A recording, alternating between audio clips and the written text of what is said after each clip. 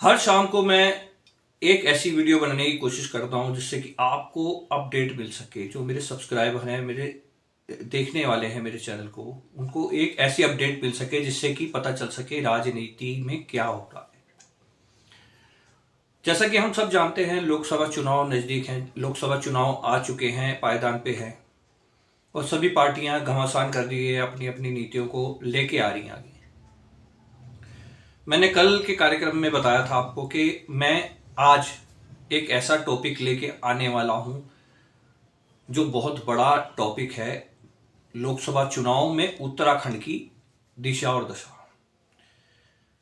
उत्तराखंड में लोकसभा चुनाव का बिगुल बज गया है। हर जगह बज चुका है, पर उत्तराखंड खास किस लिए है मैं बताता हूं। आज आपको बताना चाहता हूं उत्तराखंड हमारे लिए इसलिए खास है क्योंकि उत्तराखंड में पांच, एक नहीं, पांच सीटें, एक दो तीन चार पांच, पांच सीटें बीजेपी के पास है। मतलब बीजेपी की झोली में जनता ने यहां पांच सीटें डाल रखी थी। और उत्तराखंड के विकास की अगर बात करें, हम जो भी विकास हुआ उस पे बाद में हम उस पर नजर डालेंगे, क्या क्या किया, क्या विकास किया, क्या नहीं किया। परंतु आज जो आज का टॉपिक है वो पांच सीटों का है। और दूसरी तरफ कांग्रेस खेमा है। एक तरफ बीजेपी खेमा है तो दूसरी तरफ कांग्रेस खेमा है।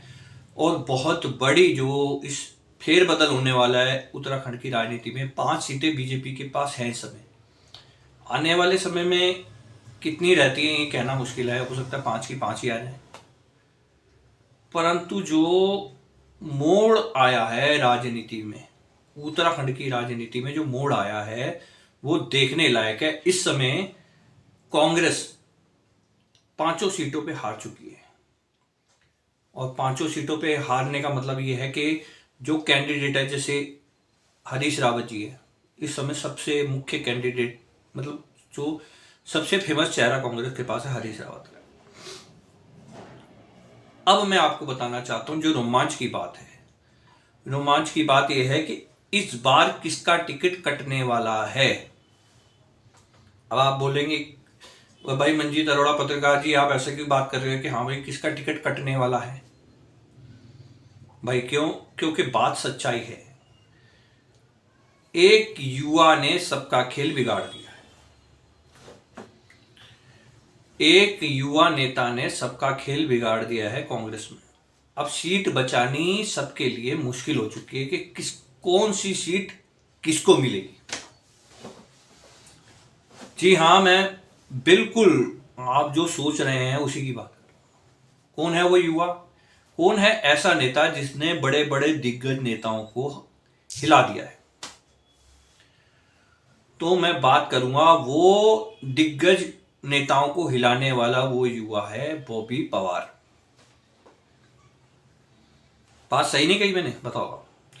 बॉबी पवार ने उत्तराखंड से दिल्ली तक जो राजनीति को इस समय हिला रखा है वो एक बहुत बड़ी चर्चा का विषय है। बड़े बड़े नेता बॉबी पवार से मिलने के लिए उनके आंदोलन मन वहां जा रहे हैं धरने पर। धरना कहां पर है? बिल्कुल राजधानी से हटकर।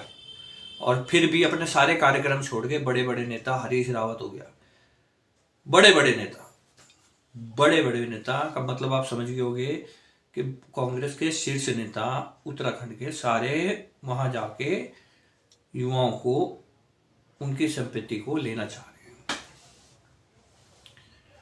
और इस युवा ने पूरे पहाड़ में अपना जनसंपर्क पैदा कर लिया है। राजधानी में तो था ही इसका जनसंपर्क।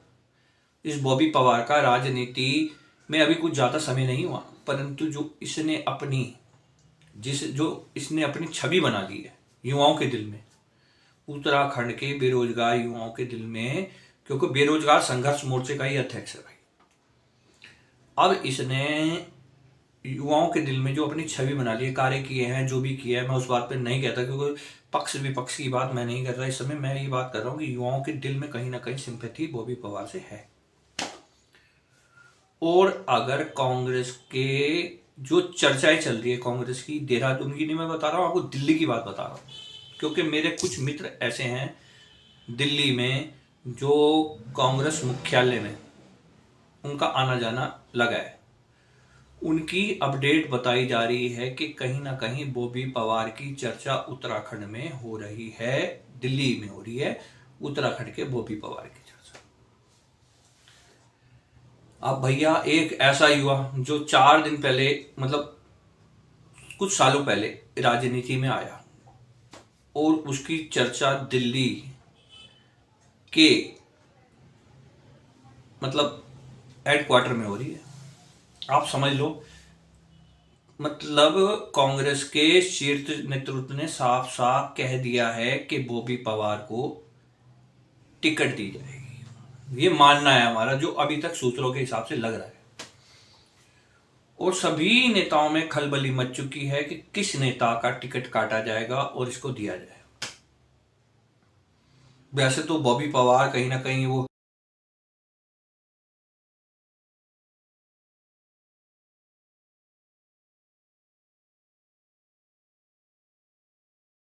बॉबी पवार कहीं ना कहीं जो उत्तराखंड की मेन बेल्ट है चकराता, वहां का निवासी जो है, वहां उस जगह का निवासी कहा जाता है। तो चकरौता जो सीट है कहीं ना कहीं भाई जो बॉबी पवार का वर्चस्व है, जो बॉबी पवार का भार है, मतलब जो राजनीति में जो छवि है,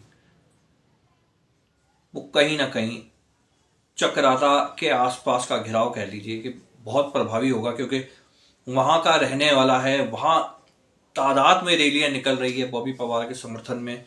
जिस प्रकार से पिछले कुछ दिनों का घटनाक्रम हमने देखा, युवा जेल में गए, उसके साथ युवाओं ने आंदोलन छेड़ा, भर्ती घोटाला हो, पेपर लीक का मामला हो, तो इस मामले में कहीं ना कहीं बॉबी पवार को फायदा मिला है। और ये कहा जाना बिल्कुल साधारण होगा मेरे हिसाब से कि अगर कांग्रेस में बॉबी पवार की एंट्री होती है तो हो सकता है बीजेपी के लिए उत्तराखंड का चुनाव टफ हो जाए। अब देखना यह है कि कांग्रेस का शीर्ष नेतृत्व क्या चाह रहा है, क्या करना चाह रहा है, क्या पता किस बात को हम कह रहे हैं। परंतु जो है, जो अभी तक की अपडेट हमारे पास आ रही है वो यही है कि हाँ भाई, बॉबी पवार को कांग्रेस चुन सकती है और दांव खेला जा सकता है बॉबी पवार के ऊपर कांग्रेस। और अगर दांव खेलती है कांग्रेस बॉबी पवार को, कहीं ना कहीं उत्तराखंड में कांग्रेस मजबूत होगी। ये हरीश रावत भी बात जानते हैं। जी हाँ, ये बात हरीश रावत भी जानते हैं। तभी जो ताना बाना बुना जा रहा है कहीं ना कहीं बॉबी पवार के आसपास, हरीश रावत भी उनके यहां जा रहे हैं धरने पर। पूर्व मुख्यमंत्री का वहां बार बार जाना उस आम व्यक्ति को खास बना देता है, क्योंकि राजनीति के चाणक्य कहे जाते हैं हरीश रावत जी। और अगर हरीश रावत जी ने अपना हाथ उसके सर पे रख दिया, कहीं ना कहीं बेनिफिट मिलेगा। और भी मुद्दे हैं, जैसे कोरोना योद्धा अभी खफा है। कोरोना योद्धाओं का मामला बहुत लंबा चल रहा है। कोरोना योद्धा खफा है बीजेपी सरकार से, तो उसका बेनिफिट भी वो ले सकते हैं। तो मुद्दे कई हैं, परंतु जो इस युवा ने इस समय कांग्रेस के खेमे में हलचल बढ़ा दी गई है, क्योंकि किसी का तो टिकट कटेगा भैया, और तभी जाके युवा नेता एडजस्ट होगा। या तो फिर बॉबी पवार को अगले विधानसभा चुनाव के लिए कुछ ना कुछ वादा किया जाएगा और उसे कांग्रेस में लिया जाएगा। कुछ ना कुछ चर्चाएं शुरू हो गई राजनीति के गलियारों में, और हम पत्रकार हैं इसलिए हमारा फर्ज है कि आपको अपडेट देते रहें। और मेरी पत्रकारिता की जो छवि रही है, मैं किसी चीज़ से डरता नहीं, इसीलिए आपको अपने चैनल के माध्यम से हर मुद्दे से बेखौफ स्पष्ट बताता हूं कि अब जो है ये हो सकता है। और होने वाला है। परंतु जो है बीजेपी में भी लगता है कहीं ना कहीं एक आध सीट कट सकती है। ये हम यूं ही नहीं कह रहे, ये बात हम यूं ही नहीं कह रहे हैं, क्योंकि कहीं ना कहीं दिल्ली में बैठे हुए अमित शाह जी इस समय राजनीति के महागुरु हैं और वो इस चीज को समझ चुके हैं, कहीं ना कहीं बदलाव की जरूरत है। तो हो सकता है धामी जी को इस बारे में जिम्मेदारी दी जाए कि बीजेपी में एक आध सीट सेटलमेंट करके ऐसे कैंडिडेट को दी जाए बीजेपी से ही जो काम कर रहा है। और जहां कांग्रेस का सवाल है, कांग्रेस में तो हीरा सिंह बिष्ट का नाम इस समय चर्चाओं में है। हरिद्वार वाली सीट पे वैसे तो हरीश रावत जी भी हैं, पर हरिद्वार वाली सीट पे हीरा सिंह बिष्ट का नाम भी आगे चल रहा है कि इसको टिकट मिल सकता है। और कहीं ना कहीं अगर हीरा सिंह बिष्ट को टिकट मिलता है तो हीरा सिंह बिष्ट भी बहुत दबंग नेता है, बहुत अपने आप में, सब जानते हैं उत्तराखंड के निवासी हीरा सिंह बिष्ट भी एक ऐसा नेता है कि जो सीट निकाल सकता है।